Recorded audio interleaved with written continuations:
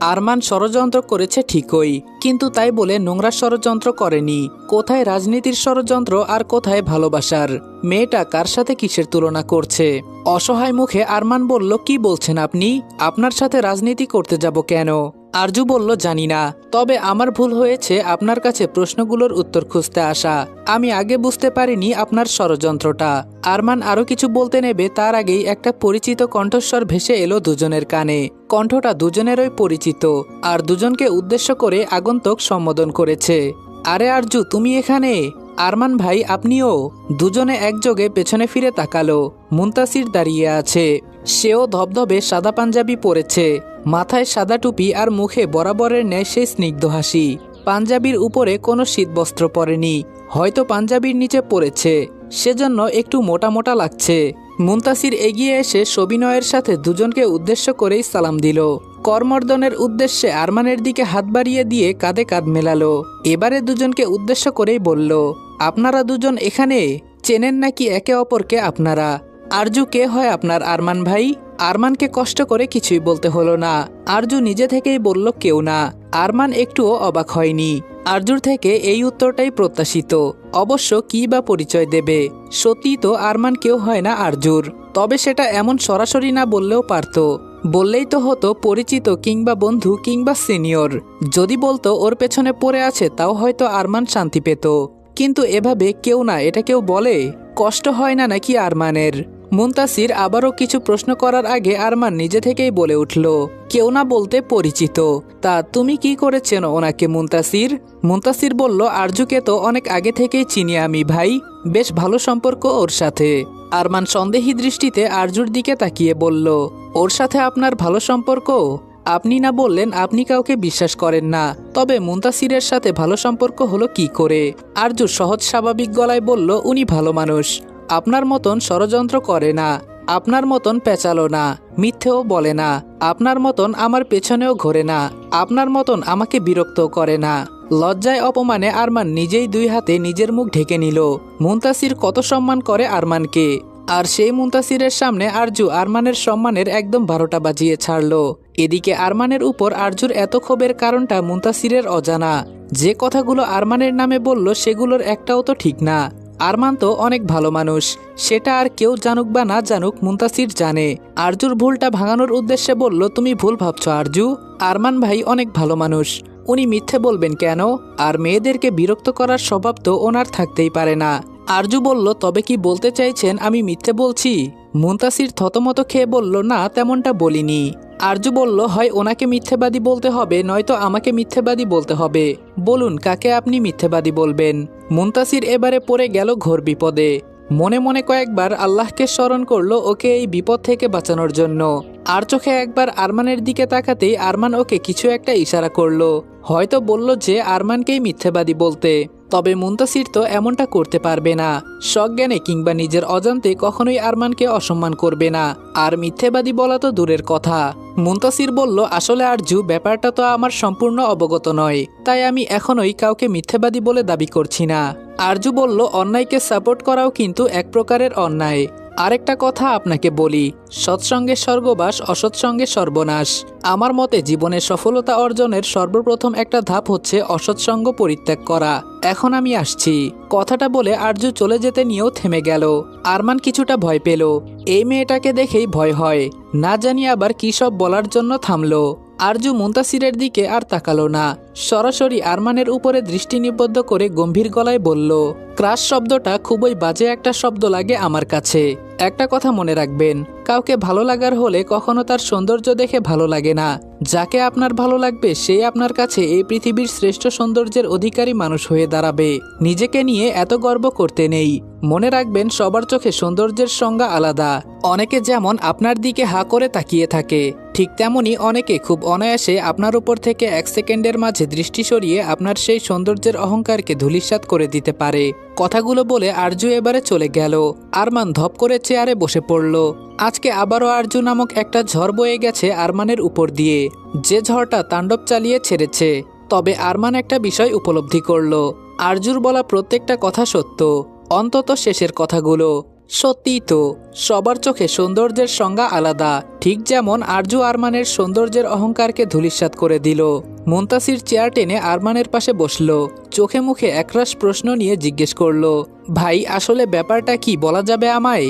আরমান চেয়ারের সাথে গা এলিয়ে দিয়ে কাঁদো কাঁদো মুখ করে অসহায় কণ্ঠে বলল, মুনতাসির রে, জীবনে কখনো যেই জায়গায় ফাঁসিনি, এই প্রথম সেই জায়গায় এমনভাবে ফেসে গেলাম। এখন তো আর বেরোতেই পারছি না কোনোভাবে। মেয়ে মানুষ এত ভয়ঙ্কর। আমার বাড়িতেও তো আমার মা আছে, আমার বোন আছে, কই ওরা তো এমন না। ভাই এ মেয়েটা এমন একটা ঝড়, যখনই আসে একটা তাণ্ডব চালিয়ে চলে যায়।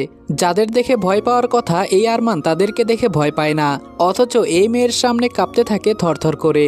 মুনতাসির বলল, হ্যাঁ ঠিকই বলেছেন, আরজু একটু আলাদা, একটু না অনেকটাই আলাদা। ওর মতন মেয়ে আমি কখনো দেখিনি। অবশ্য এই আলাদা বৈশিষ্ট্যের জন্যই ওকে আমার ভালো লাগে। আরমান তৎক্ষণাৎ মাথা তুলে বসল, গুরুতর ভঙ্গিতে মুনতাসিরের দিকে তাকিয়ে বলল, ভালো লাগে মানে? কেমন ভালো লাগে? কোন দিক থেকে ভালো লাগে? কি হিসেবে ভালো লাগে?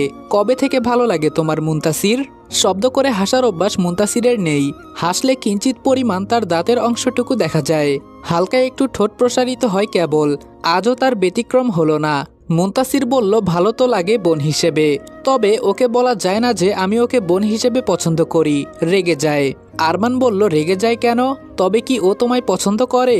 মুনতাসির বলল, আরে না ভাই, ও কাউকে পছন্দ করতেই পারে না। আমি নিশ্চিত ওকে গিয়ে আপনি যদি আমার ছবি দেখান ও চিনতেই পারবে না আমায়। ও কখনো মুখের দিকে তাকিয়ে কথা বলে না। আরমান বলল, তাহলে বোন বললে রেগে যায় কেন? মুনতাসির বলল, আমার মনে হয় এটা ওর পারিবারিক কোনো সমস্যা। আমি যখন প্রথম ওকে জিজ্ঞেস করেছিলাম যে বোন কেন বলতে পারবো না, ও বলেছিল ভাই বোনের সম্পর্ক সত্যি হয় না, ভাই বলতে কিছু হয় না। আরমান এবার বিরক্তি ভরা কণ্ঠে বলল, এই মেয়ে বাবা মাকেও বিশ্বাস করে না, ভাইকে নিয়েও সমস্যা। আসলে সমস্যাটা কোথায়? অথচ নিজের বোনকে বিশ্বাস করে। ওর কি মানসিক সমস্যা আছে বলে তোমার মনে হয়? মুনতাসির বলল, আমি এমনটাই সন্দেহ করি ভাই। তবে ওর মতন ব্রিলিয়ান্ট স্টুডেন্টকে কি করে মানসিক রোগী বলি? অ্যাডমিশন পরীক্ষায় প্রথম হয়েছিল, প্রত্যেকটা সেমিস্টারে ও প্রথম হয়, প্রত্যেকটা সাবজেক্টে ওর নাম্বার দেখলে আপনার চোখ কপালে উঠে যাবে। এত ব্রিলিয়ান্ট স্টুডেন্ট কি মানসিক রোগী হতে পারে? আরমান বলল, আচ্ছা সেসব কথা বাদ দাও। তোমার কি মনে হয় ওকে আমার ওপরে দুর্বল করা সম্ভব? কোনো উপায় কি তোমার জানা আছে? প্রশ্নটা করলো ঠিকই, তবে মুনতাসিরকে উত্তর দেওয়ার সুযোগ না দিয়ে আরমান নিজেই বলে উঠল, আরে ধুর, তুমি কি করে জানবে? তুমি তো হলে ভদ্রসভ্য ছেলে, এসব প্রেম ভালোবাসার তুমি কি বুঝবে? তোমাকে প্রশ্ন করাটাই বৃথা। মুনতাসির মেঝের দিকে তাকিয়ে হাসলো, কিছু বলল না। আরমান আবারও প্রশ্ন করল, আচ্ছা ও কি আমার থেকেও ভালো স্টুডেন্ট? মানে আমিও তো আমার ডিপার্টমেন্টে টপ করি, তাহলে কি ও আমাকে চেনে না? মুনতাসির বলল, আমি যতটুকু বুঝেছি আরজু দিন দুনিয়া বিমুখ মেয়ে। ও হোস্টেলে যে রুমে থাকে আমার কাজিন সেই রুমেই থাকে। আমি ব্যবস্থা করে দিয়েছিলাম। ওর বিভিন্ন অদ্ভুত কার্যক্রম সম্পর্কে খোঁজ পেয়েছি, তবে সেগুলো আর আপনাকে বললাম না, যেহেতু ভালোবেসে ফেলেছেন। তবে মনে কোনো রকম সন্দেহ সংশয় রাখার দরকার নেই। ওগুলো শুনলে সত্যি আপনি মানসিক রোগী ভাবতে পারেন ওকে। আরমান বলল, ওর কি কারোর সাথে সম্পর্ক আছে? মুনতাসির বলল, অসম্ভব। আরমান বলল, ওর ফেসবুক আইডি? মুনতাসির বলল, ঠিক বলতে পারছি না ভাই, থাকলেও আমার জানা নেই। আরমান বলল, মোবাইল নাম্বার আছে?